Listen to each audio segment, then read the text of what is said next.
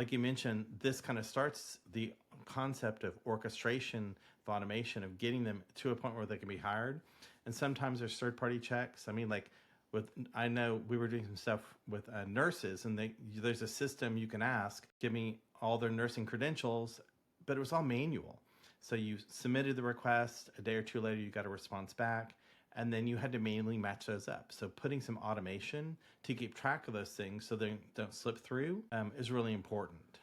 There's so much tribal knowledge in this. Like I said before, we would have to ask Christina, and she had the checklist. She knew how you did it for this company, for this business unit, based on your location, right? And so when we were hired people onshore and offshore, she had different checklists. And so there's a lot of workflow and tracking in that process. And like you mentioned, the interesting thing about this is HR has they've got one little tiny step, right?